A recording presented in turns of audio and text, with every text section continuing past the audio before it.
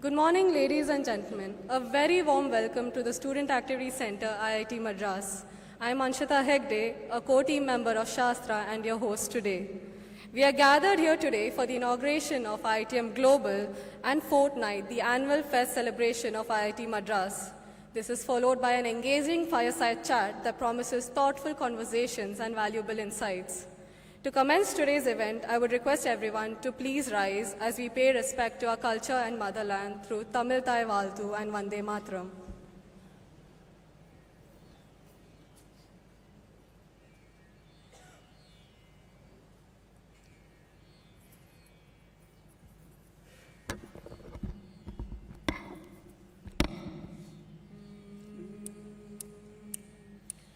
நீராறும் தடலுடுத்த நிலமடந்த கெழிலொழுகும்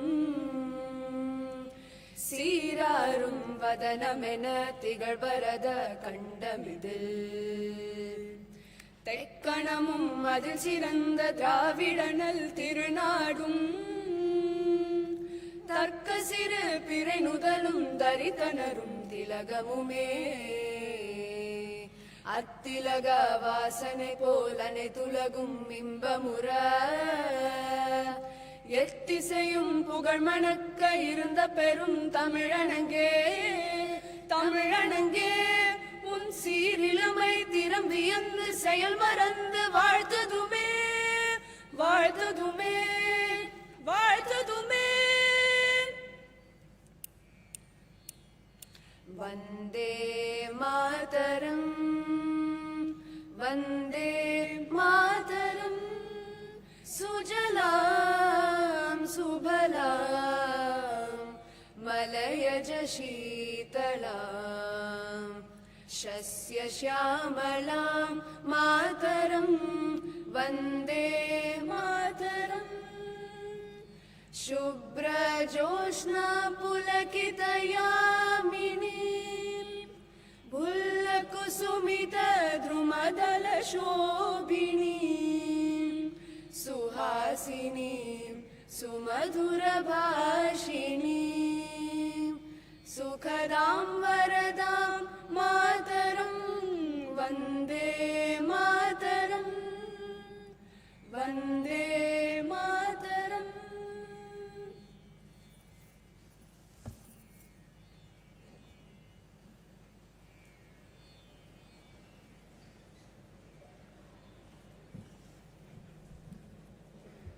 Thank you. I would now like to request all dignitaries to please proceed to the lighting of the lamp. We are very honored today to have Mrs. S.Jaishankar join us for the festivities today. I would like her also to please join us for the lighting of the lamp. So.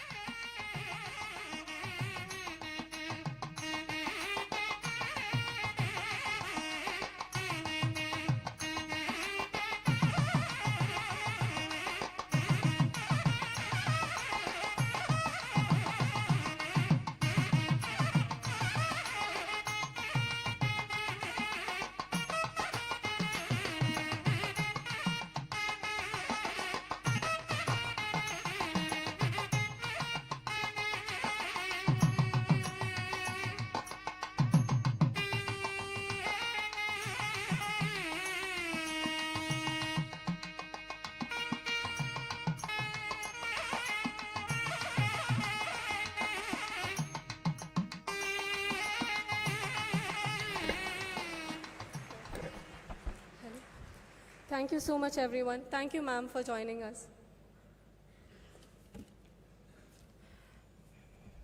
Today marks a historic milestone as IIT Madras formally launches IITM Global, a bold step towards building a truly multinational university. IITM Global establishes a sustainable, institution-led global footprint that carries IIT Madras' strengths in research, deep tech innovation, and advanced academics into key international markets while remaining responsive to local and regional priorities. It represents a new model of global academic diplomacy, enabling partnership across governments, industry, academia, and innovation ecosystems, and positioning India as a trusted global knowledge leader. To present the institutional vision of global strategy of IIT Madras, I respectfully invite Professor V. Kamakoti, Director IIT Madras, to address this distinguished gathering. Sir, please.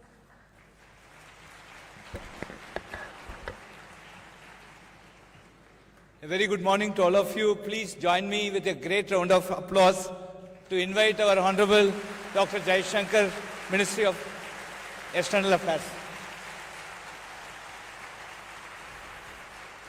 Thank you very much, sir. On behalf of our Board of Governors and our faculty, staff and students, we immensely thank you for all the support your ministry has extended, that we are the first ever IIT to start an abroad campus at Zanzibar. So thank you very, very much for that.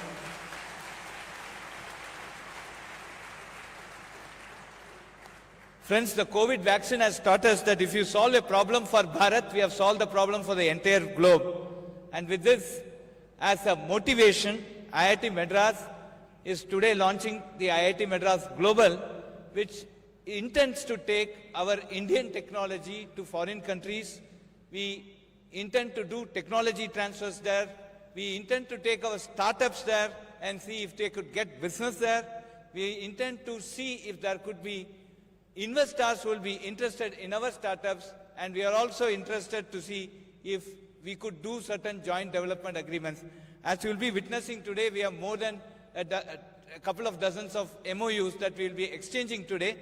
This actually marks a very important point or cusp for IIT Madras, because we are certainly looking at a large range collaborations, international collaboration from this point onwards. Sir, thank you very much for being here. It means so much to us. And today also marks the important milestone of the Tech Festival that we are inaugurating, the Shastra, which is now India's largest student-run tech festival. So congratulations to the team for putting this up. And we also have the Institute Open House, where we really want to tell the world what higher education essentially means and what are the prospects specifically in the area of core engineering. And we have the open house, and we are expecting around 80,000 participants in the next 3 days. So again, welcome to all the schools who have participated here. I'm sure we are going to have a very enriching session today with the Honorable External Affairs Minister, and I'm sure you will all enjoy the stay at IIT Madras. A hearty welcome again to all of you. Thank you.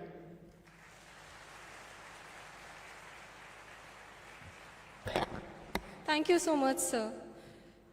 To give us a glimpse into IIT Madras' growing international presence and global vision, it is my pleasure to welcome Professor Raghunathan Rangaswamy, Dean of Global Engagement, IIT Madras, to address the gathering.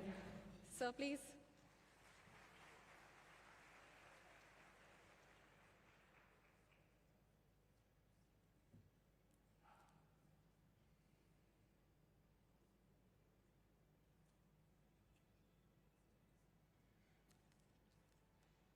Innovation, rooted in knowledge, driven by science, and destined for the world.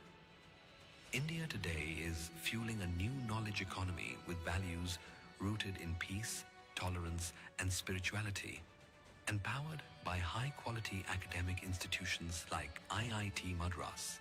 And it is this legacy that we are now ready to expand with IITM Global, the world's first multinational university. So IIT Madras Global is to take our solutions to the entire world and also take some very important problems that the other parts of the world has and bring it to IIT Madras so that our faculty, our young children can work on it and give solutions. IITM Global, where India meets the world and the world meets its future.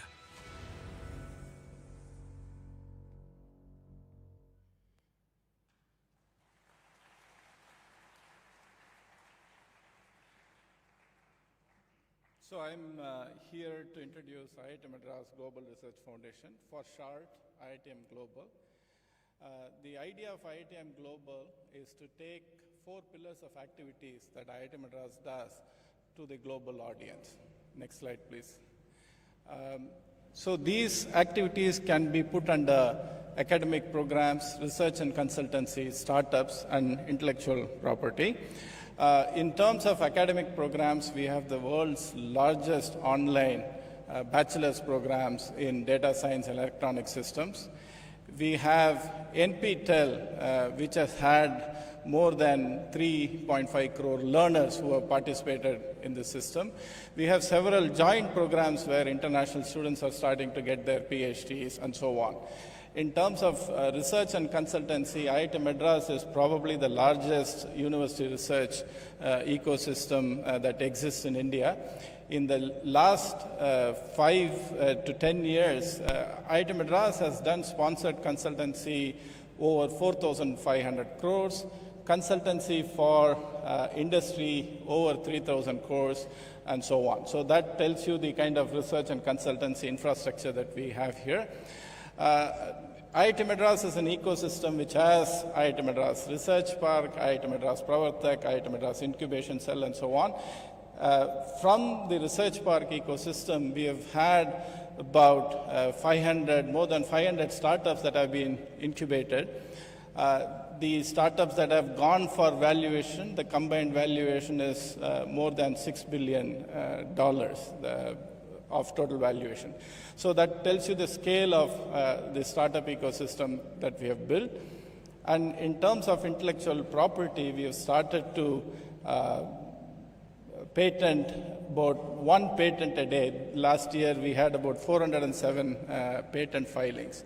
All of this points to a very, very rich ecosystem, which is top-notch not only in academic programs, but also in research, startups, and IP. Next slide, please. So what is IITM Global? IITM Global is the vehicle that we think that we can use to take these 4 pillars to a global audience. We conceive of IITM Global using 2 important aspects that we will cover. One is that these global initiatives will have global centers, physical centers. Initially, we have 5 physical centers that we are thinking about. That's one part of what is IITM Global. The other part is to have a multi-stakeholder digital platform that will allow IIT Madras Global to take IIT Madras initiatives to the world. That's the way we think about it. So you can think of IITM Global as a kind of wrapper around all that we do at IIT Madras, but take it to a global stage. So that's the basic idea of IITM Global. Next slide, please. While we were waiting for this inauguration to happen, in the last 8 months, we have been doing considerable work here at IIT Madras. I'm very happy to report that in the US, through Diaspora, we already have 2 locations where we have been promised physical space, one in California and one in New Jersey. And each market, we follow slightly different models. In US, it has been through Diaspora Connect and our alumni.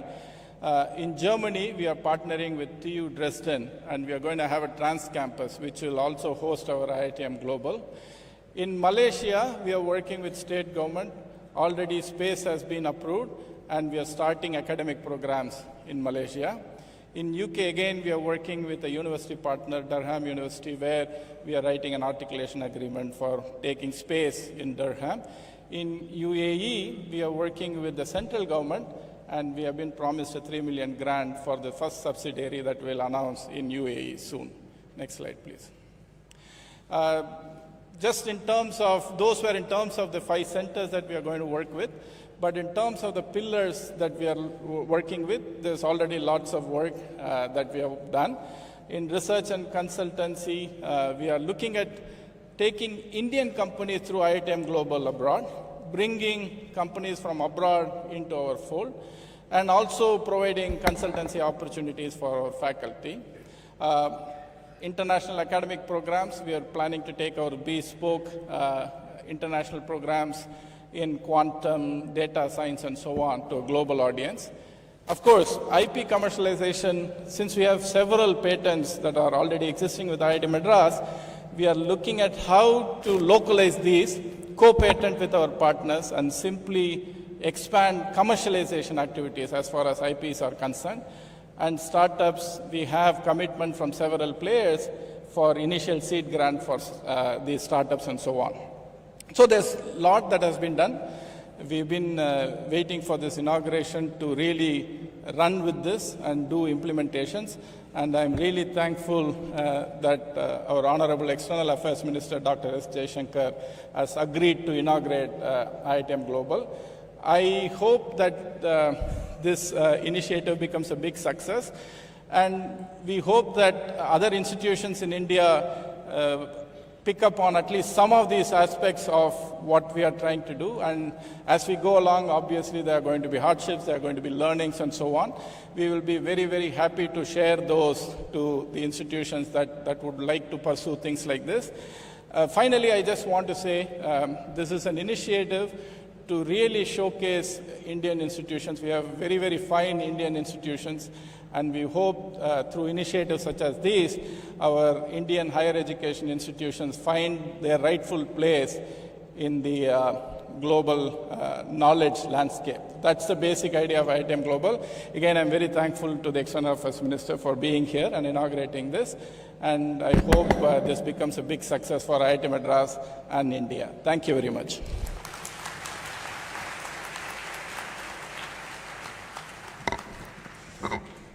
Thank you, sir, for your comprehensive overview of IIT Madras Global Vision.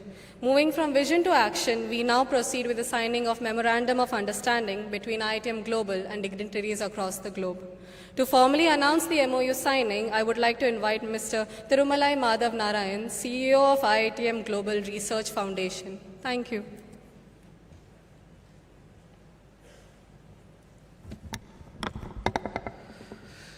Good morning and Happy New Year.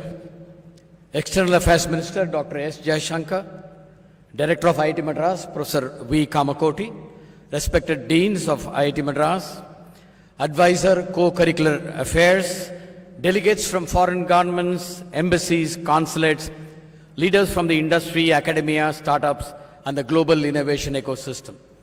It's my privilege to welcome you to a defining moment in the global journey of IIT Madras. Today is not just about signing MOUs, it is a shared belief in the power of knowledge, collaboration, and global purpose. Today reflects the strength of institutional commitment to partnership, to co-create, and for global impact. Through IIT Madras Global Research Foundation, IIT Madras is taking its entire research, innovation, and academic ecosystem beyond borders, responsibly, sustainably, and at scale.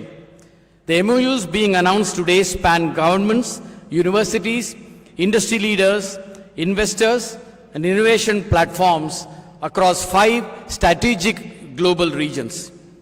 Each partnership is anchored on the 4 pillars: deep tech startups, sponsored research and consultancy, IP and technology transfer, and high-end global academic programs.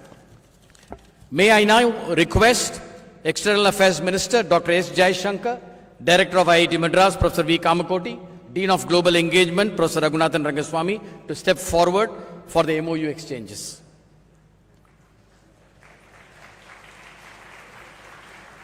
We begin with Germany. Germany represents a depth of engineering and industrial leadership. We don't have the partners here, but I'll quickly read out. Technology University Dresden. We have forged a strategic Indo-German deep tech alliance spanning advanced research, entrepreneurship, technology, translation. With Carl Zeiss, a global industry academic innovation hub to be set up in IIT Madras. This is the first hub outside of Germany that Carl Zeiss will be setting up. With Flexora GmbH, and this is something that we've been talking about at the institute level. It's a German startup in collaboration with TUD that we are enabling through IIT Madras to access Indian market. We'll quickly move on to Malaysia. With Advanced Semiconductor Academy of Malaysia, we'll be collaborating in building semiconductor talent, research excellence, and industry aligned skilling for Malaysia. Request Ms. Angel Low, General Manager, ask them on stage, please.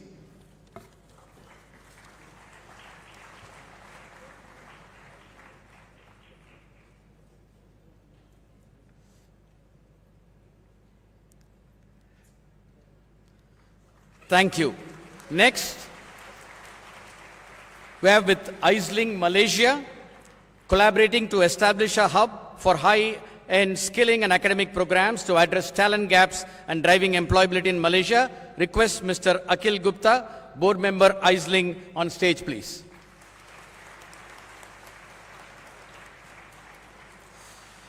Next, Singapore, all of us know as the hub of Southeast Asia.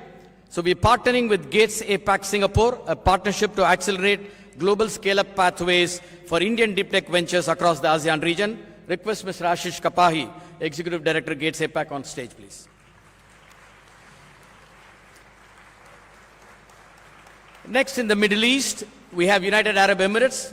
We don't have the government. We have signed up with the government, the Department of Economy and Tourism, a strategic partnership tied to D33 economic agenda of Dubai to foster entrepreneurial ecosystem and support the growth of local startups and scale-ups in collaboration with Dubai corporates. We have a strategic engagement with Dubai Future Foundation, a deep-rooted collaboration in research and development for establishing a global testbed for frontier technologies, a strategic engagement with the World Government Summit, connecting scientists from IIT Madras and across the country to the world's premier platform for future governance, policy innovation, and global leadership. With MCA Gulf, we are partnering to enable structured market access and scale-up opportunities for Indian startups. Mr. Venkatesh, the managing partner. Thank you. Next, with Agna Capital, a one-of-its-kind academic institute-led global growth fund, IITM Global, to accelerate the international scale-up of deep tech ventures from India. Request Mr. Injadrit Sirsikar, CEO, Agna Capital. Next, United Kingdom, with Durham University, IITM Global will establish a center advancing Indo-European collaboration in sustainability, health, and advanced technologies. This partnership strengthens research excellence, doctoral pathways, and global academic exchange. Request Professor Mike Shipman. The United States of America has always been a cornerstone of global research and innovation, with CA startups in California, a West Coast gateway enabling for startups soft landing and accelerator access, IP-led scaling, industry and employment-focused skilling programs. Mr. Vish Arunachalam. Next, CFO Bridge, building global CFO and financial leadership bridges to enable scale, governance, and capital readiness for Indian startups going global from IITM Global. Mr. Swami Subramaniam, partner, CFO Bridge. Through Stages Consulting Partnership, which would act as the East Coast gateway, Indian deep tech startups gain structured access to US capital infrastructure and global acceleration, high-end academic and skilling programs, driving employability entrepreneurship. We have Mr. Kanak Subramaniam. With Rutgers University, IITM Global establishes a flagship Indo-US institutional platform advancing joint research innovation hubs and global academic pathways. Professor Mukund V. Karve from Rutgers. Together, these partnerships anchor IIT Madras' institutional presence in the United States. Taking India global. So we have a strategic partnership signed up with MeitY, enabling global market access for Indian deep tech startups. Request Dr. Paneerselvam, CEO, MeitY.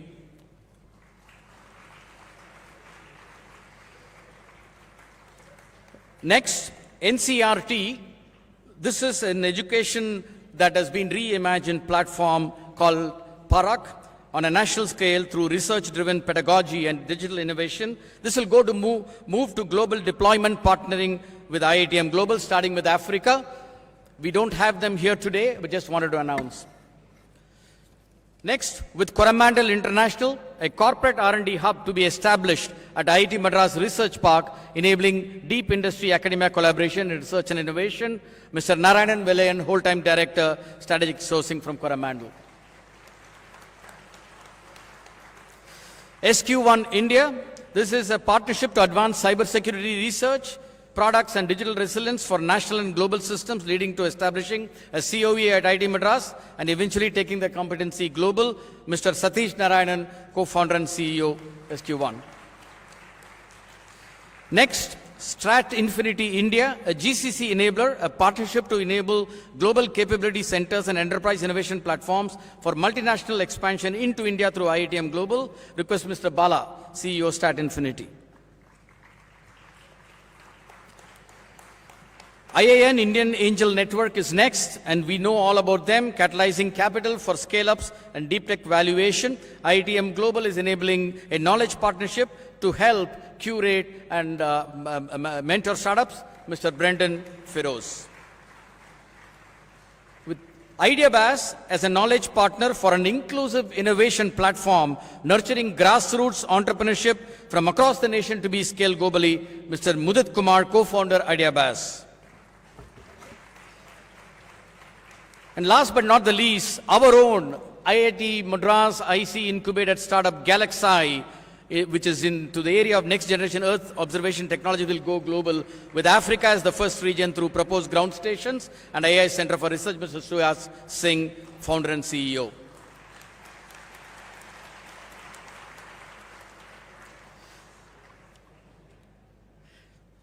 Taken together, these MOUs represent more than partnerships. They represent a new model of institution-led global engagement, a model where research meets relevance, innovation meets industry, and education meets global aspiration. With these, we are also pleased to officially welcome on board our member startups today. The following 10 IITM startups: A3AI, Archons, AlphaGeek, ePlane, Fipsol, Galaxy, Geeta, Green Environment, Tutor Hyperloop, and Satori have taken their first step towards global growth with IITM Global. We wish each of them every success as they embark on this international expansion journey. Now, may I request the External Affairs Minister, Dr. S.Jaishankar, to formally inaugurate IITM Global.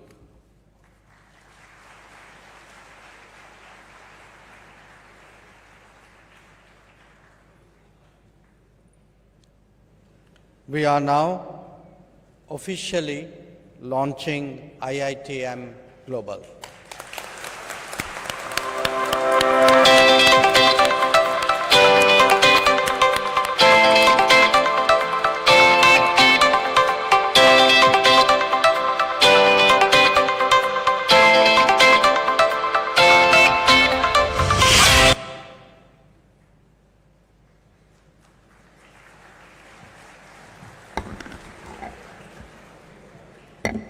Thank you, sir.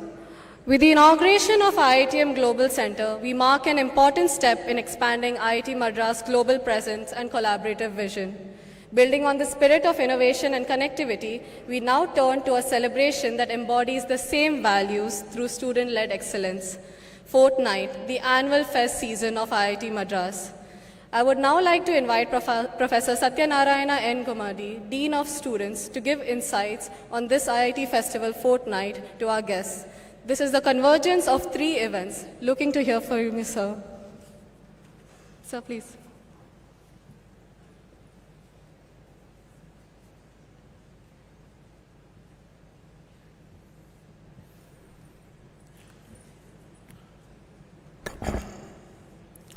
So, distinguished Chief Guest, Dr. S.Jaishankar, Minister of External Affairs, Government of India, Professor V. Kamakoti, Director IIT Madras, distinguished dignitaries from the partnering countries, colleagues from IIT Madras, and my dear students, members of the media, ladies and gentlemen. Very good morning to all of you. It is my great honor and pleasure to introduce the festival Fortnight of IIT Madras to all of you. The festival, a part of our Anivarkum IITM, means IITM for all, is a convergence of 3 major events that we have annually on campus when we open our gates to the public and invite them to visit, explore, and experience IIT Madras, the top leading institute of the country. Shastra, the annual technical festival of IIT Madras, is one of the largest student-run technical festival, and it is a premier platform celebrating science, technology, and innovation since its inception in 2000. This year, 27th edition of Shastra is being held from 2nd to 6th January 2026. The theme of this year, Shastra, is Artifacts of Arcade, reimagines the festival as an interactive, game-like ecosystem where each competition or workshop feels like a new level to conquer, blending hands-on learning with nostalgia-driven engagement. Shastra hosts a wide range of events which includes technical competitions, workshops, research conferences, and industry interactions which enable students to learn, collaborate, and apply their knowledge. We have a fabulous line of speakers to inspire the young minds, starting from Dr. S.Jaishankar, External Affairs Minister, Government of India, Professor Jeffrey Ullman, Turing Award Laureate, Professor Subra Suresh, former Director of US National Science Foundation, Dr. Vidita Vaidya, Shwanti Swarup Bhatnagar, prize-winning neuroscientist, and several other eminent scientists, administrators, and visionary leaders. This year, Shastra has also a special social campaign, Here for You, which focuses on hearing health, an issue that affects the 63 million people in India. With these numbers expected to rise significantly in the coming decades, this campaign encourages students to think about technology with empathy and social responsibility. It is a reminder that innovation must be inclusive and accessible. The Institute Open House, which was initiated a few years ago under Shastra, provides a unique opportunity for college and school students, educators, and families to visit the academic departments, research centers of excellence, state-of-art labs, and various technological innovations for which the Institute is renowned. This year, we had overwhelming response from all over the country, and we have invited 65,000 participants this year. The open house includes around 100 plus exhibition stalls at Kendra Vidyalaya grounds, 100 laboratories at 18 academic departments, which includes 4 national research centers, 11 institute research centers, and 15 centers of excellence to inspire young minds to see engineering and science as tools to solve real-world problems. The festival Fortnight also features the 52nd edition of annual cultural festival Sarang to be held from 8th to 12th January 2026. Sarang is nationally recognized student-run initiative that brings together talent, competition, and cultural dialogue from institutions across the country. Over the years, it has evolved into a comprehensive platform encompassing a wide range of cultural, artistic, intellectual, and performative disciplines. Flagship cultural events such as Choreo Night, one of the largest inter-college dance competitions in the country, and Clash of Bands highlight high standards of performance and creativity.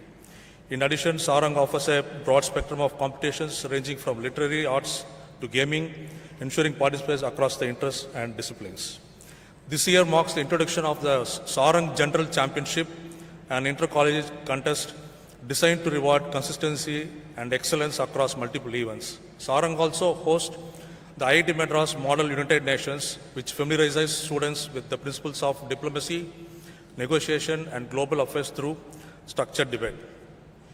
As evening sets in, Sarang transitions into large-scale concerts and performances that feature some of India's most celebrated artists. This year's lineup continues that legacy with performances by artists and bands such as Sri Lalgudi Krishnan, Sri Sid Sri Ram, and bands like Aviyal and Broda. We are hopeful that this festival Fortnight will not merely be a platform for experiential learning for our students, but also for students from other colleges and schools. I take this opportunity to thank all the advisors and IIT Madras student organizers and also wish them a good luck. Jai Hind.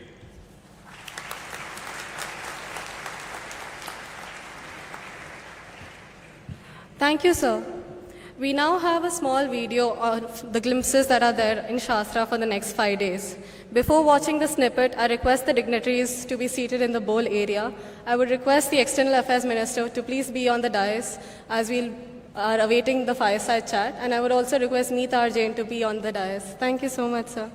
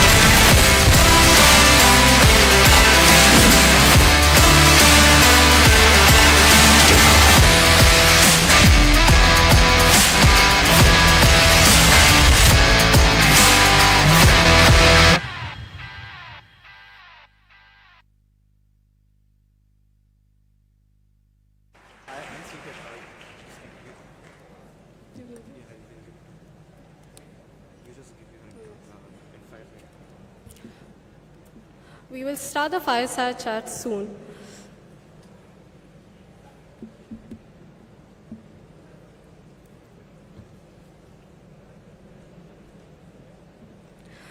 It's time for some intellectual conversations and deep insights. We now move into the most anticipated segment, an interactive session with Dr. S.Jaishankar, External Affairs Minister, and Neeta Jain, our Co-Curricular Affairs Secretary.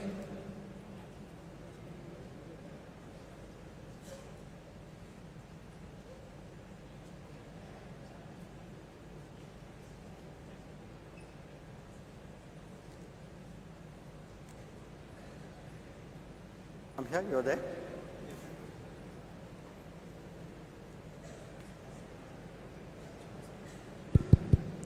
Hello.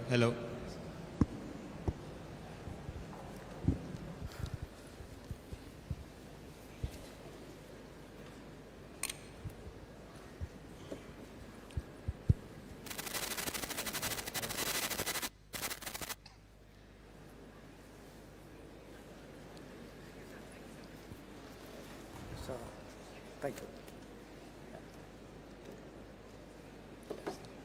Thank you, Anshita. Ladies and gentlemen, it is a privilege to welcome one of India's most influential voices in diplomacy and global affairs, Dr. S. Jaishankar. A career diplomat and strategic thinker, Dr. Jaishankar joined the Indian Foreign Service in 1977 and went on to build a distinguished career spanning over 4 decades.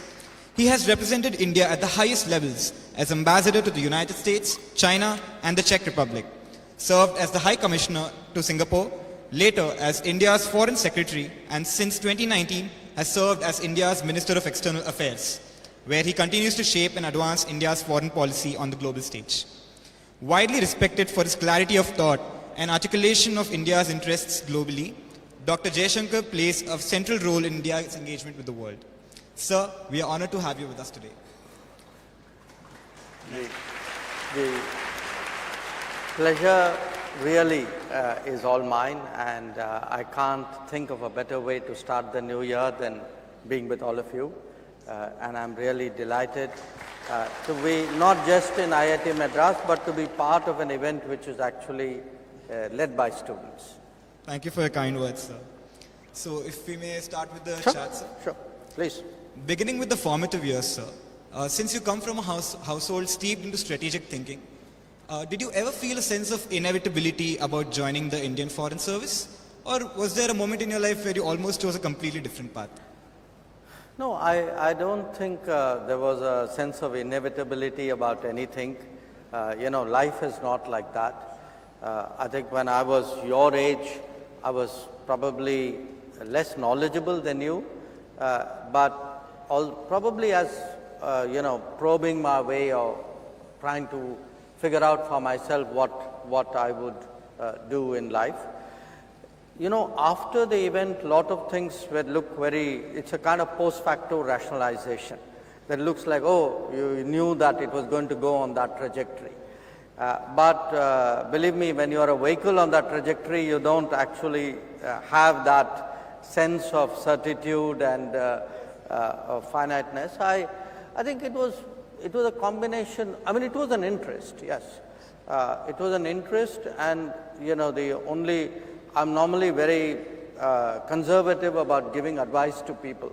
But the one advice I give, especially to young people, is if you have an interest and you can make a profession out of it, believe me, nothing can be nicer, because you never think of it as, something you have to do. It's something which you like doing, it comes very naturally to you. Every day you actually enjoy what your work is. There is really no difference between work and non-work when you enjoy what you do. Thank you for that advice, sir. Also, thanks to those eureka moments which made you decide that you want to take this path. And because of you, India's foreign policy has received a very positive outlook today. Well, I didn't have a eureka moment. I had a set of, incremental decisions, yes, and then there was an orbital jump. Yes, Okay. Thank you, sir. If we may move to the core Indian foreign policy Sure. now. You had mentioned that instead of the traditional India policy, which is often a prisoner of Western intellectual constructs, we must root ourselves into a more Bharat vision with innate confidence. how do we prevent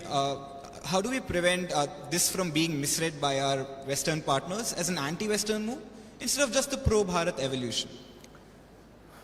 Look, I think the short answer how you prevent people from misreading you is to communicate. If you communicate well and clearly and honestly, I think other countries, other people respect it and accept it. Now, if you go around the world, actually, a lot of people are very proud of what they are about. What is their culture, tradition, heritage, and what is their persona, in a way. I see no reason why we should not be. I mean, after all, if you look at it, there are really very, very few ancient civilizations which have survived to become major modern nation states, and we are one of them. We have a sense of our past, which very few countries have. I mean, I can count those countries on the fingers of one hand, and not too many fingers at that.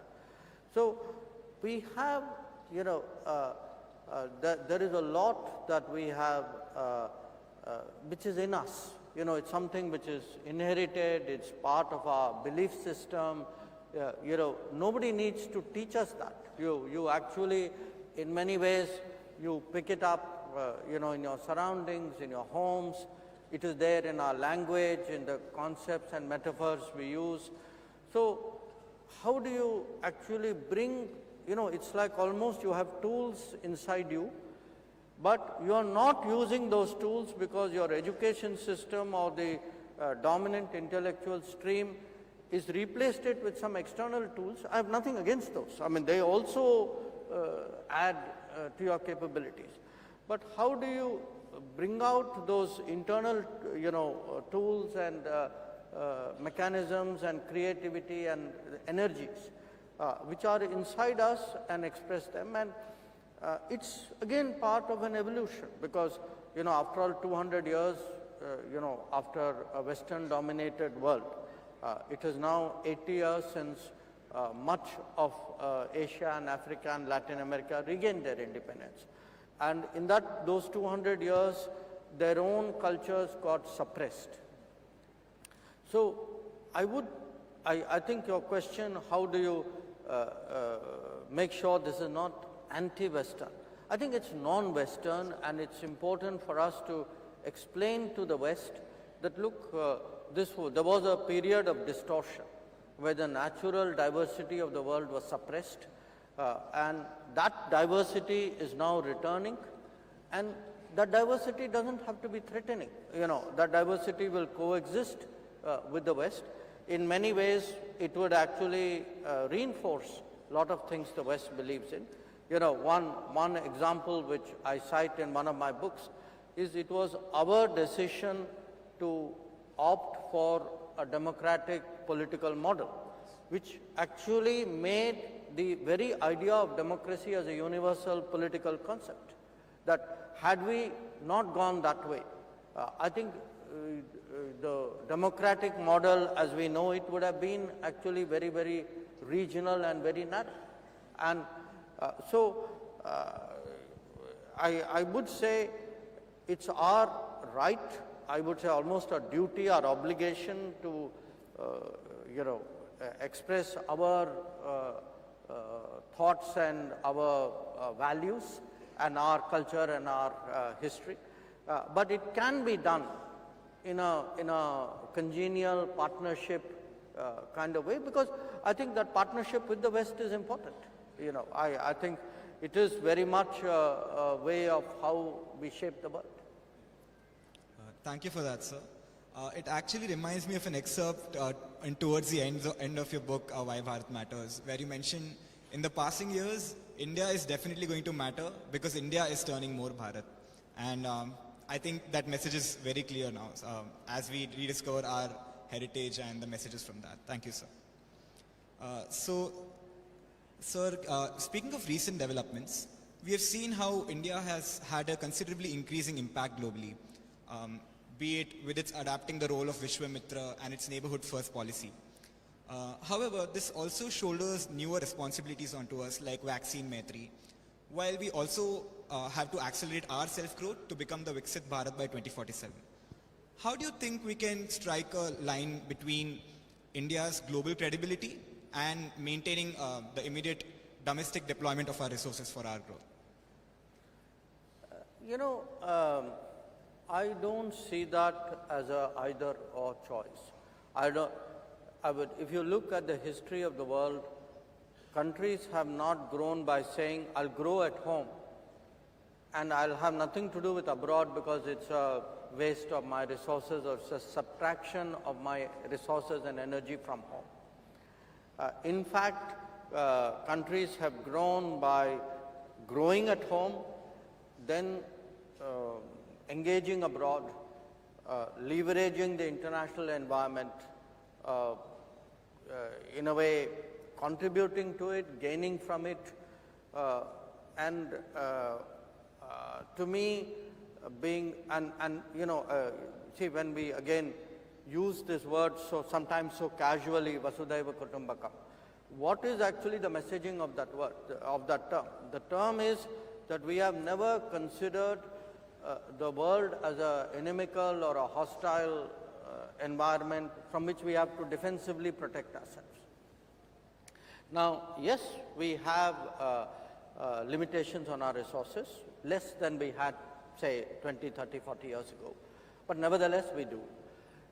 Now, if you are in a problem-solving mode, with limited resources, how do you have maximum impact? That is actually the problem which has to be solved. And what we try to do in Indian foreign policy today, in Indian diplomacy today, is actually solve that problem. And we try to do that by partly using our competitiveness, using our strengths, leveraging other institutions and possibilities. I'll give you an example. I would say, even to me, an IIT Madras campus in Tanzania is a way by which Indian foreign policy has leveraged the capabilities of an institution here to make a huge impact there. That is something I want to talk about.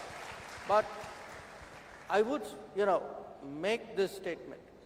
In my entire career, which is quite long, I have never seen anything having a greater emotional impact on the rest of the world than giving vaccines. I've actually had people who tear up when they remember the first vaccine shipment. So, if you remember, look, COVID was a bad memory, we have put it all behind us. You try to actually get it out as much of your system as possible. But at that time, there were countries, there were developed countries, Western countries, some of them, who had stocked up 8 times the number of vaccines of their population. Nobody is going to take 8 doses, okay? But there were countries, and big countries, who had 8 times the vaccine stock of their population, and next to them were small countries to whom they were not willing to give 10,000 doses, okay? Now, when you had somebody who had first of all responsibility of 1.4 billion, and then on top of it who had initiated the program, we were still in the middle of it, and we felt at that time that many of these countries should not, giving them 100,000, 200,000 doses was something which would be a gesture of solidarity. It would be make or break for them. And it was something we could do, and we could explain to our people why we could do it. And I can tell you, it is something even today. Today, we talk less about vaccines. I hear it actually when I go out. When I go to Latin America, when I go to small island states, people from the Caribbean, people from the Pacific, many of them say, look, we had no chance of getting within smelling distance of vaccine but for the fact that you people gave it to us. So I mentioned that as as an example that, you know, we were the world's most efficient producers of vaccines. You know, the same if you look, at that time, my my second job was in a way a sort of a supply chain and oversight minister for some of this, because a lot of the supply chain was actually outside the country. And again, people don't realize it was very important to have that global connect and that global responsibility, because the world also helped us. I think that's something we should acknowledge, that the supply chain came from outside India so that the product could be made in India, and we had a moral obligation. Not all countries at that time necessarily fulfilled it. So the bottom line I would say is, don't think of it as home and abroad, you know, why am I doing this for the world when I still have problems at home?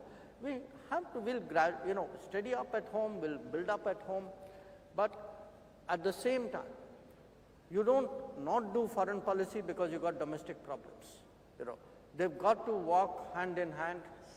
You know, you have to do both at that time. And the example I gave of IIT Madras, you know, I had the privilege of going to Zanzibar, of seeing the opening of that institution. But I was just thinking to myself at that time, and again today when I came, think 10 years from now. Think 10 years from now, how many students of Africa would have passed through its portals?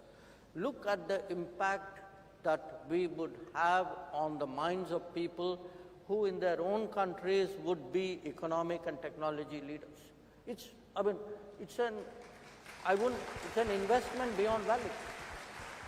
You know, you will shape, and remember, some, you know, decades ago, others used to do it. I mean, if you look at the way I'm giving you as an example, how American universities shape the image of America abroad. So today, I would say education for us, particularly higher education, and skills, you know, I would take it beyond education to innovation, to you know, talent promotion, nurturing. This is an area which I feel at the end of the day, you know, there are oil powers, there are resource powers. We are a human resource power, and we should play to our strengths. We now have the capability to start doing so. You know, when institutions of excellence in the country start going abroad, believe me, in the business of foreign policy, I now just have a huge addition to my arsenal. And what I see 10 years from now in Africa, you know, from this one institution, is something very, very transformational. Thank you so much, sir. Thank you for mentioning IIT Madras Zanzibar. We are all very proud of that, and I thank the director and everyone involved for this project. So now, sir, if we could, in an attempt to reflect the actual concerns and aspirations of the student community, we thought it would be better if we get their voices directly onto the stage. Sure. So if I may have your permission, can we take questions from the audience? So we are open to questions from the audience. If anyone has any question, please raise your hands.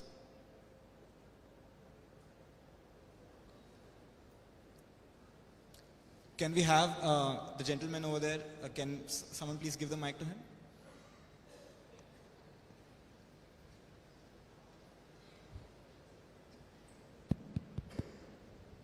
Good morning, sir.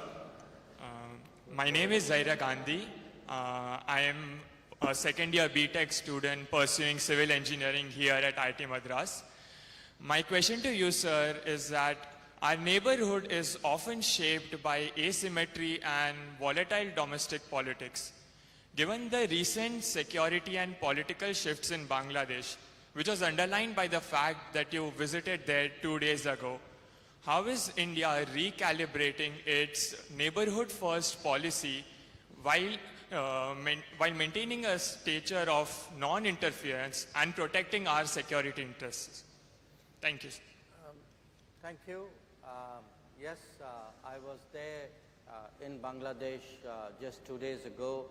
I had gone to represent India at the funeral of the former Prime Minister of Bangladesh, Begum Khaleda Zia. But let me actually take your question in a somewhat broader format, not just Bangladesh, but neighborhood as a whole. Okay.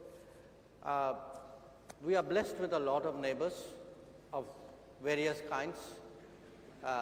And I want to answer your question in a very common sense kind of way. Because, you know, at the end of the day, people make out as though diplomacy is rocket science. It's common sense in kind of polished language. Huh? Now, what do you do in common sense with a neighbor? Any neighbor. I mean, you are in a hostel, you have neighbors. If you have a neighbor who is good to you, or at least who is not harmful to you, your natural instinct is to be kind, is to help that neighbor. If the neighbor has a problem, you would like to contribute in some way. If nothing else, you'll say hello. You will try to build friendships, bonding, etc. And that's what we do as a country. So when you look around our neighborhood, wherever actually there's a sense of good neighborliness, I think you have seen India invest, India help, India share. So, you know, we were talking about the COVID. Most of our neighbors got their first shipment of vaccines from India. Again, when our vaccination program was still going on. Okay. Then, you know, I'll give you a second example, the Ukraine conflict. Because of the Ukraine conflict, there was there were food shortages, there were fuel shortages, there were financial crises. Now, again, with many of our neighbors, we supplied fuel, we helped out with food, we helped out with fertilizer, and in a sense, we were sharing what we had. Now, some neighbors went through very exceptional stresses. A very notable one was Sri Lanka. That Sri Lanka actually had an acute financial crisis. And we actually stepped up with a package of $4 billion at a time when, you know, their negotiations with the IMF were still sort of moving at a very glacial pace. So that's what, in a way, good neighbors can do. I mean, just recently, there was a cyclone in Sri Lanka called Ditwa. The day the cyclone happened, by that very afternoon, we were there. We were there with help. Our ships were at the port, but within a day, our helicopters reached there. Our rescue teams were there. I went there myself with a few days later with a kind of a reconstruction, rebuilding package. And believe me, you know, if you ask the average person, they have that sense that, look, I have a neighbor like India. I know when things get bad, I can rely on a country like this. And again, it doesn't have to be a crisis. You also work with neighbors by power grids, by waterways, by roads, by ports, by doing business, by helping tourism, by having people come for medical treatment. So this is the positive scenario. But you can also have bad neighbors. Unfortunately, we do. Now, when you have bad neighbors, and, you know, if you look to the one to the west, if a country decides that they will deliberately, persistently, unrepentantly continue with terrorism, we have a right to defend our people against terrorism. We will exercise that right. How we exercise that right is up to us. You know, nobody can tell us what we should do or not. We will do whatever we have to do to defend ourselves. It's a common sense proposition. Now, again, as I said, a lot of it is goodwill. You know, many years ago, we agreed to a water arrangement, water sharing arrangement, because the belief, the underpinning of that was, it was a gesture of goodwill, because for good neighborliness, we were doing it. But if you had decades of terrorism, there is no good neighborliness. If there is no good neighborliness, you don't get the benefits of that good neighborliness. You can't say, I will, please share water with me, but I will continue terrorism with you. That's not reconcilable. So I think there is as I said, a good neighbor, bad neighbor, but an overall neighborhood policy. Most of our neighbors, I think, have, a realization that India's growth is today a lifting tide. That if India grows, all our neighbors will grow with us. They will have many more opportunities. I think that, in a sense, is the message which I also took to Bangladesh. And yes, I mean, they are right now heading for their elections. We wish them well in that election. We hope that once things settle down, as I said, the sense of neighborliness in this region will grow. Thank you very much, sir, for that. We had all read about the economic crisis in Sri Lanka and how India was one of the first countries to step forward. That shows the effectiveness of our neighborhood first policy. Thank you, sir. I hope your question is answered. Any other questions? Can we have the lady over there? Can someone please give the mic to her? Hello. I'll take 2-3 questions at a time. It'll be easier for me. Good morning, sir. My name is Sanjana. My question is, strategic systems often develop blind spots due to institutional incentives. So, what risks should India's what risks should India's strategic establishment? What risk do you think India's strategic establishment has been overlooking because it seems sort of unimportant or bureaucratically or politically inconvenient to address? To make sure timeline is followed well, we'll take 2-3 questions and Three. Okay, 3 questions. 3 questions at a time. I'll answer you. Let me take 2 more questions.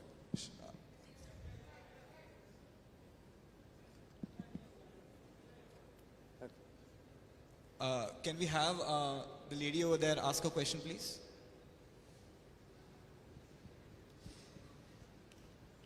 Hi sir, I'm Varshini, I'm a BTech student, and my question is, as strategies are being more and more developed by AI, chips and data, how does our reliance on the Western softwares and technological guidelines and supply chains affect our digital dependency on other countries moving forward?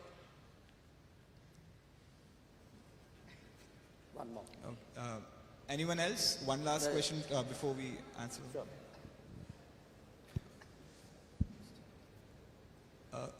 Can we have the lady over there ask a question, please? Can someone please pass her the mic?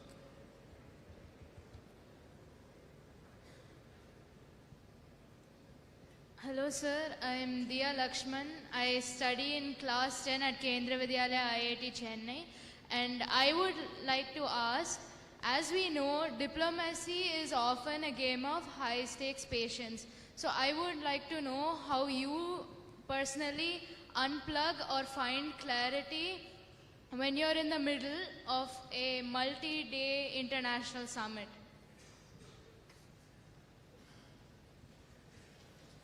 Okay, very good. So we start with blind spots and end with patience. Okay. So look, here's the blind spot issue. First of all, it's very hard to say, okay, that's my blind spot, because if you know it's your blind spot, it's not your blind spot. It's often, in a way, auditing forensics you do on yourself and your system to say, okay, we missed that, we should have seen that, we could have anticipated that. And typically, in our business, there are 2 or 3, I would say, orthodoxies or natural behavioral patterns which can create problems.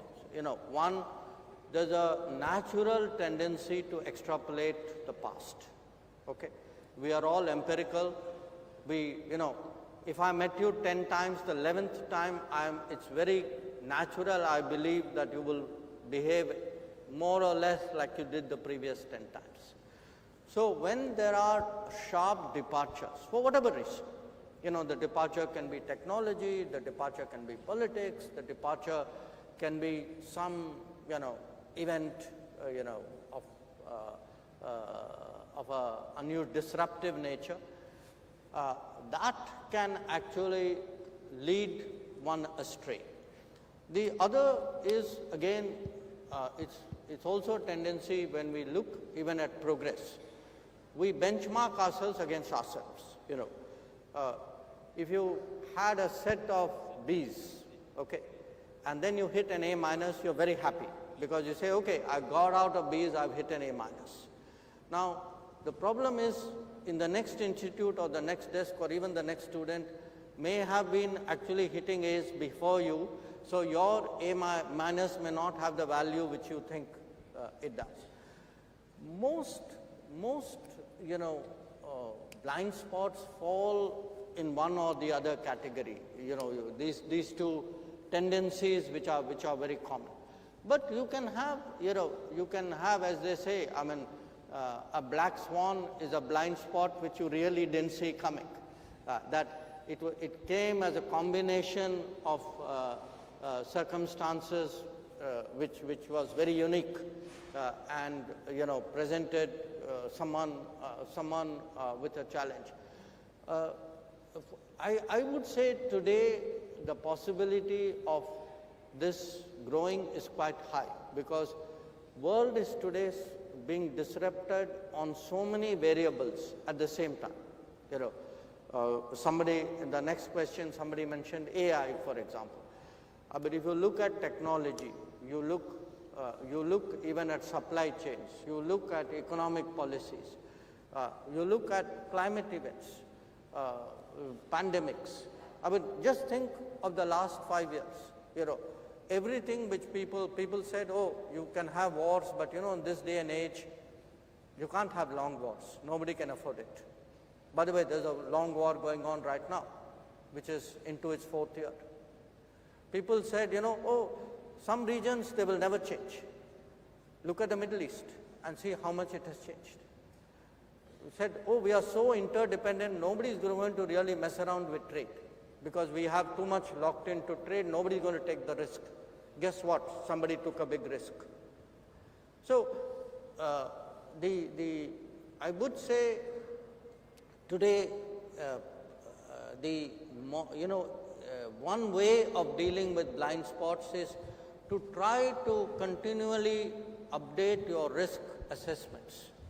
And, it sounds like you're playing defense. That's not really the intent, but you actually continuously build a risk mitigation. If you ask me today, what are most countries doing in foreign policy? They are de-risking. They're de-risking their economy, they're de-risking their politics, they're de-risking their dealings with everybody, they're sometimes de-risking their internal, narratives.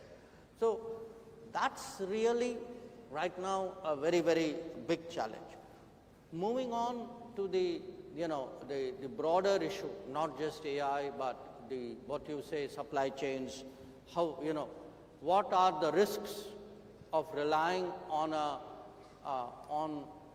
data, on models, on flows, on supply chains, on services which are not yours. Of course there is a risk.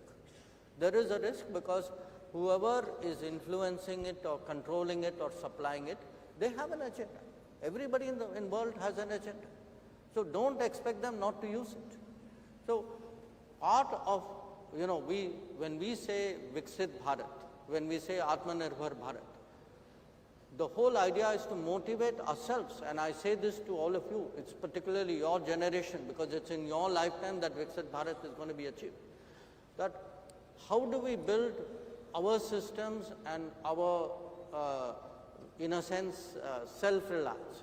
Now again, you know, people sometimes take it to extreme and say, oh, we are going back to the past. We know we had a protectionist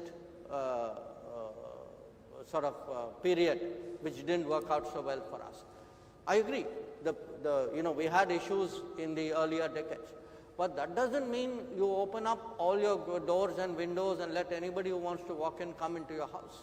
I think we need a kind of a national spirit and a national capability and a national, you know, belief about what we can do. And I give you a very, you know, simple, direct example which relates to people in this room. 5G. You know, this is a country which got its 3G from outside, which got its 4G from outside. But when it came to 5G, we realized the risks of 5G, reliance on 5G from an external provider is so huge that we should make an effort.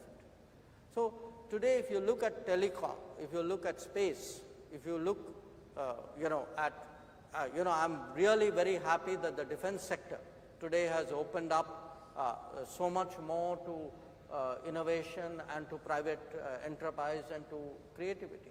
I think these are things we need to do. We should not be insecure. We should not be, you know, hostile to something coming from outside, because at the end of the day we'll be connected, but we need to build our capabilities, and that's what it is about. The unplugging bit, look, you know, in my life I don't have off days, okay? It's not like I work Monday to Friday and say Saturday, Sunday I won't do anything, because the world doesn't accommodate that. You know, the world still runs on a Saturday, Sunday.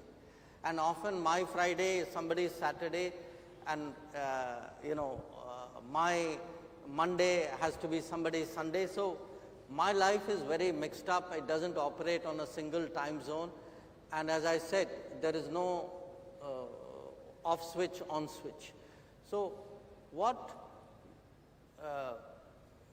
I try to do is within that build habits and practices and indulgences which make you a stable and reasonable and congenial person who can deal with the rest of the world.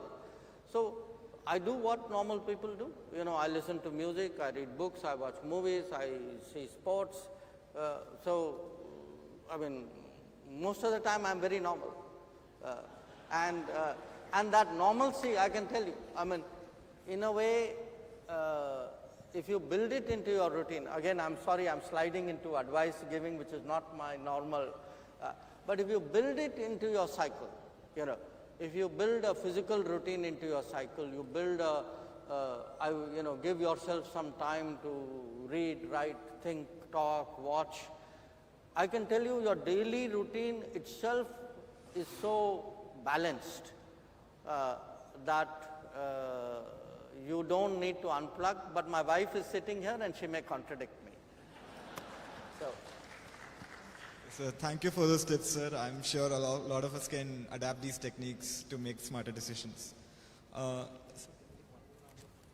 So we'll have one last round of 3 questions. So preferably from the student community. Can we have the gentleman over there ask his question?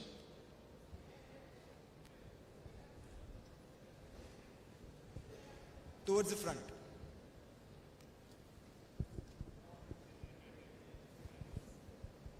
Hello.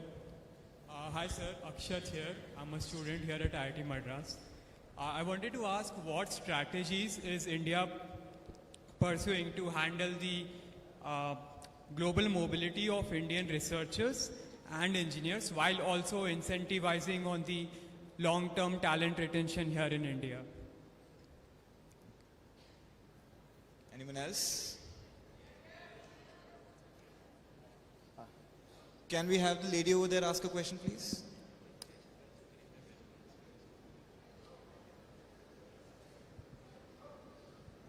Good morning, sir. I'm Arshada, BTech undergrad from Mechanical Engineering Department.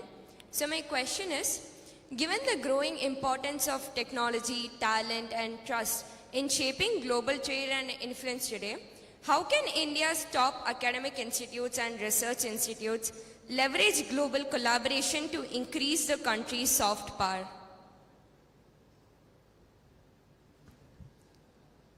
One last question. Give it to that guy. Give it to that guy. Is really. Students. Yeah, sure. Can we have the gentleman over there ask his question? Thank you so much, sir. So, most welcome to IIT Madras. My name is Sher Ali Mumand. I am an international student from Afghanistan. Perhaps I am the only Afghan student here. And I was involved in proposing 4 projects out of 6 for the development of Afghanistan that you have discussed with Mr. Muttaqi in your recent meeting in New Delhi, and would be happy to be part of the implementation on the ground. My question is that how you would assess the recent outcome of your discussion with Mr. Muttaqi or Afghan leadership, and if the outcomes are excellent or successful, so how will you start visa and ICCR scholarship for Afghan students? I want to say I didn't know him and it wasn't a planted question. But there's somebody up there, I think I saw. We can take maybe one more. Yeah. Yeah, we can take another question from someone over there. Somebody up there. Someone from the gallery area. Yeah, gentleman over there. Yeah, the one who's standing.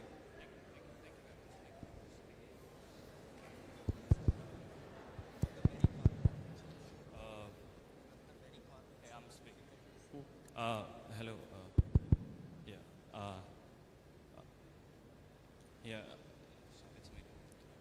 Good morning, sir. My name is Tar Hania, and I am from Arunachal Pradesh.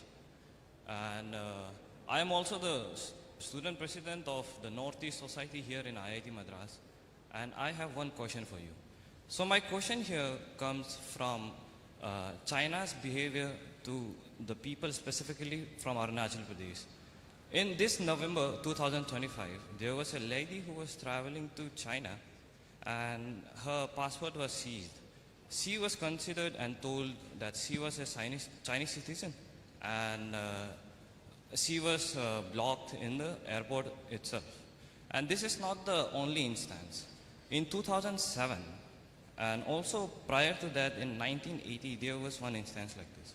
So I just want you to ask, since I know a little bit of geopolitics, I want you to ask, what are your advices for the people of Arunachal Pradesh about this matter? Thank you very much.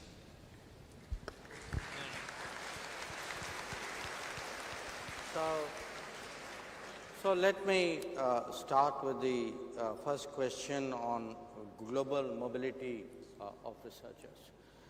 You know, if I were to pick 3 factors in the near term, let's say in this decade, which would be truly transformational, one would be AI, one would actually be demography, and the third one I still haven't figured out because it's probably a blind spot.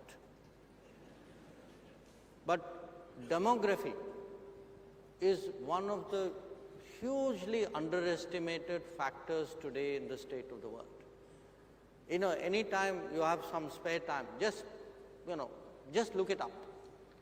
There are going to be societies who are actually looking at a demographic cliff, who are going to struggle with even, forget even replacement rates, they are actually wondering how they're going to keep their economy going. Now, and this is happening at a very time when the other factor, AI, is going to create a very talent-centric existence where human beings will be repurposing themselves in a very potent way and in a very, very impactful way. So you have this very interesting conundrum. There is, on one side, a huge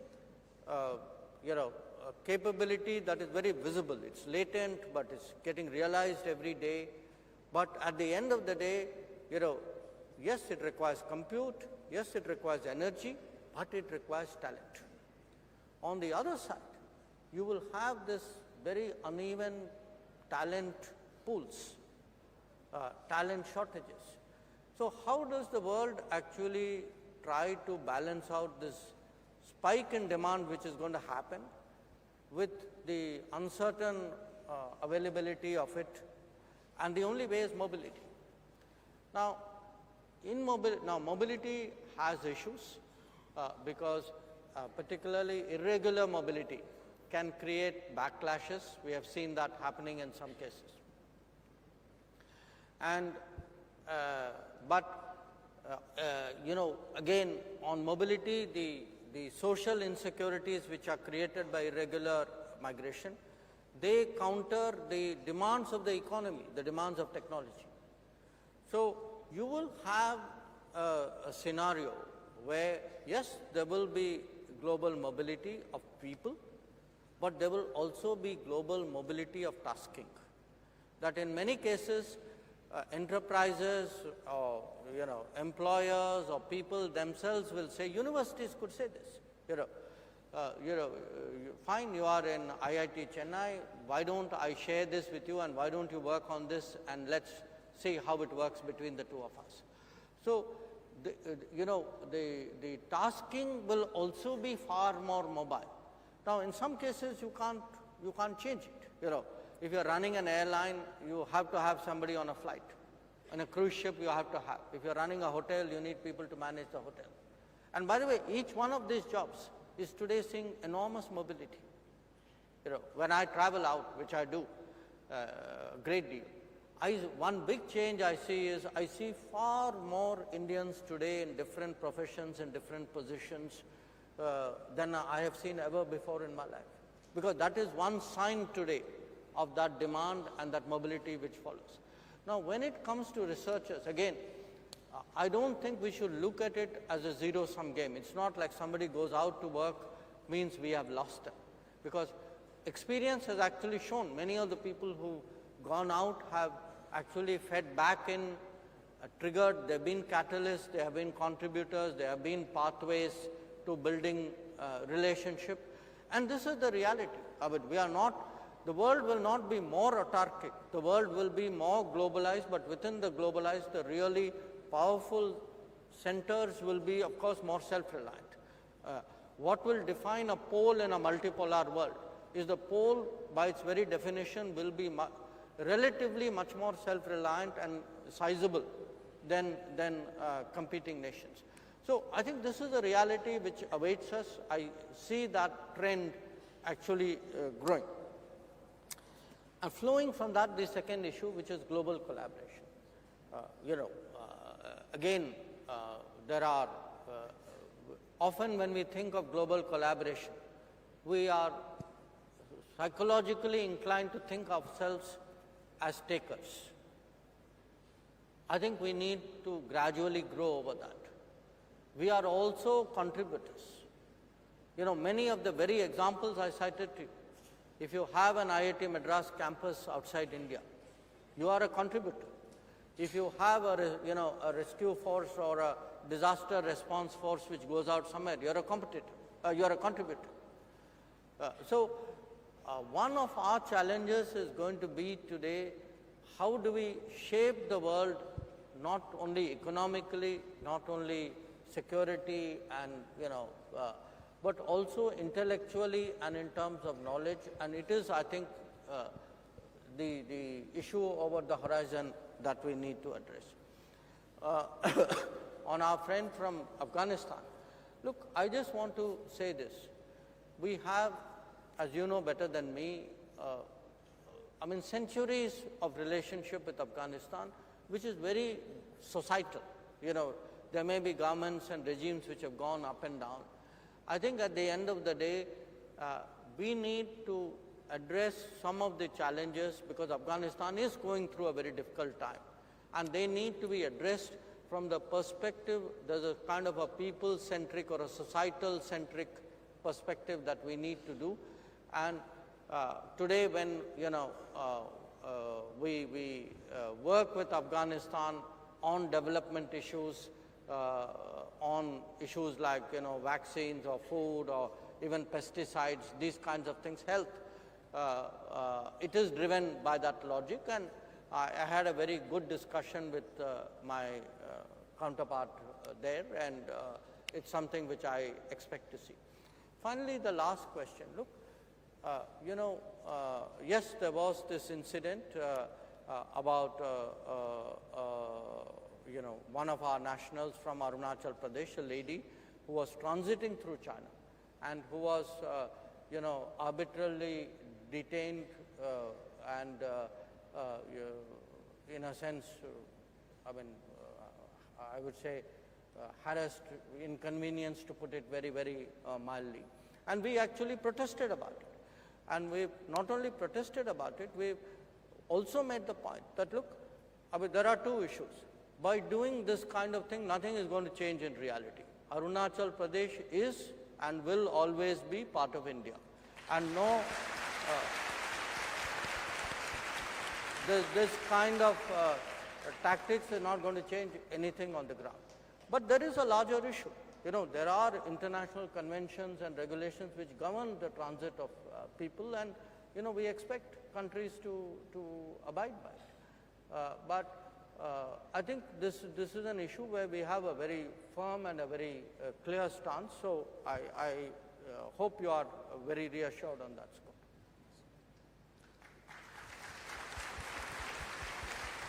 Thank you, sir. As you had mentioned, I think a lot of us, when we hear foreign service, we think of the geopolitical issues that are going on, but you threw a lot of light on how academic contributions and technology can play a major role as well. So I feel a lot of us are really motivated now to improve take the country's stature a lot higher in terms of soft power as well with our academic contributions. Thank you very much, sir. Thank you. With that, I'd like to conclude the fireside chat. For many of us here today, this interaction has transformed foreign policy from something distant and abstract into something deeply human, strategic, and purposeful. You have reminded us that India's engagement with the world is ultimately about confidence. Confidence in who we are, what we stand for, and what we can contribute. On behalf of everyone, thank you for your generosity of thought and for inspiring a generation that will carry India's voice forward in technology, diplomacy, and global leadership. Ladies and gentlemen, please join me in a warm round of applause for Dr. S.Jaishankar.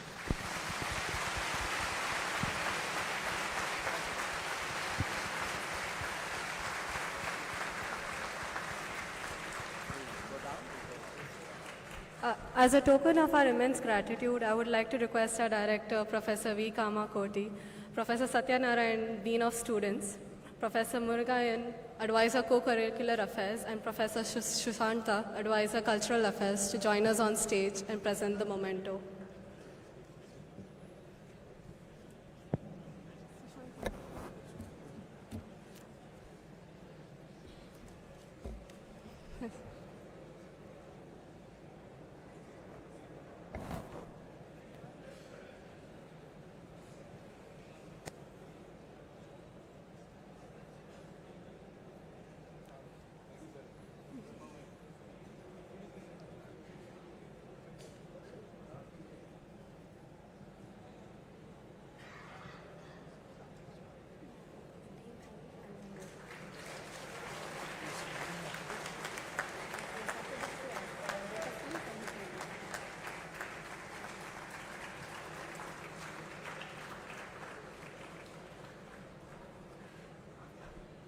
Thank you.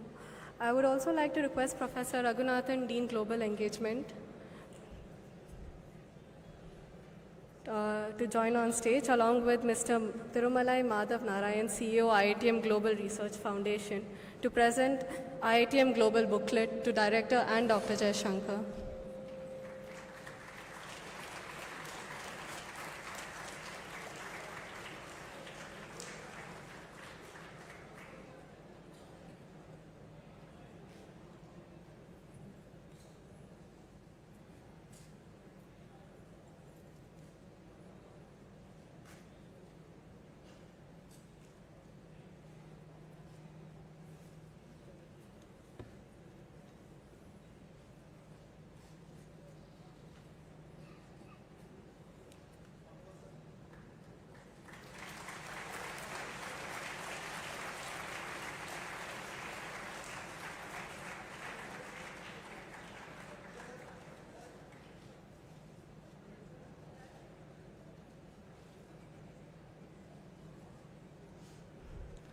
Thank you, sir. I would now like to request Dr. S.Jaishankar, sir.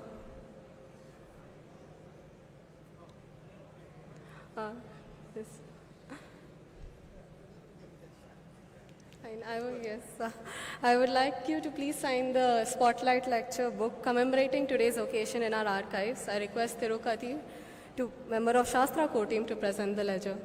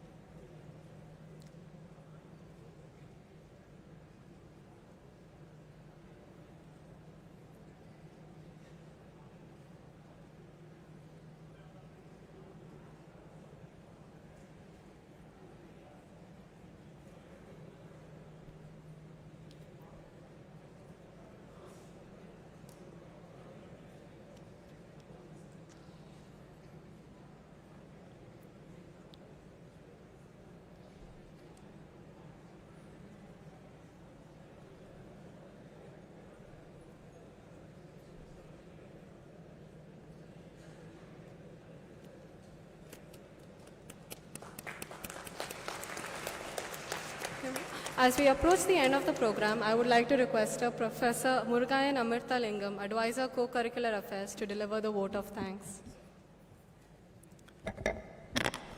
Thank you. Distinguished Chief Guest, Dr. S.Jaishankar, sir, we are truly overwhelmed by your humbleness. Thank you. Yes. Director Professor V. Kamakoti, Deans, Registrar Madam, faculty members, excellencies from foreign missions, esteemed guests, and my dear students. It's my honor to propose the vote of thanks on this landmark occasion for IIT Madras. First and foremost, we express our deepest gratitude to our Chief Guest, Dr. S.Jaishankar. Sir, your presence here today to inaugurate both the IITM Global and the Festival Fortnight adds great prestige to these initiatives. Your insights during the fireside chat have been truly inspiring, offering our students a rare window into India's role on the global stage, which I'm sure is going to take core memories and generate core memories in our students' mind. We owe a great deal of thanks to our director, Professor V. Kamakoti. Your vision has been driving force behind the convergence we see today, bringing together the open house, Shastra, Sarang into this spectacular festival fortnight within IITM Global Initiative. Our sincere thanks go to Professor Raghunatha Rangasamy and Professor Satyanarayan Gummadi for the leadership in shaping the Global Research Foundation and the Student Affairs respectively. I also like to thank the excellencies from foreign missions, partners from the government agencies, various industry partners present here for signing the MOUs. These collaborations, the bedrock of the innovation we strive for in IIT Madras. We extend our sincere thanks to our media partners, Chennai Police, for their support.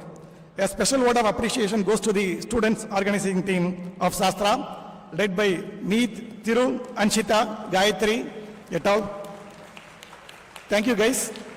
And the security personnel, the engineering unit team, the Dean GE and Dean students office staffs, everyone working behind the scenes here to make this event seamless. Finally, thank you to the audience, our students and the guests for your presence, very lively interaction with the minister, for being also seated very early in this morning. Your enthusiasm what makes this campus come alive. As we move towards the national anthem, I invite you, all of you, to carry the spirit of this convergence into the weeks ahead in this happy new year. Thank you.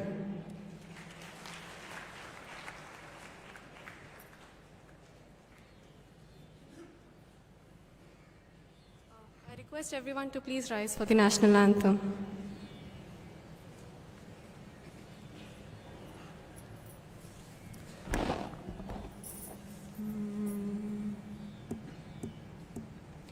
जनगण मन अधिनायक जय हे भारत भाग्य विधाता पंजाब सिंध गुजरात मराठा द्राविड उत्कल बंगा विन्ध्य हिमाचल यमुना गंगा उच्छल जलधि तरंगा तब शुभ नामे जागे तब शुभ आशीष मागे गाहे तब जय गाथा जनगण मंगलदायक जय हे भारत भाग्य विधाता जय हे जय हे जय हे जय जय जय जय हे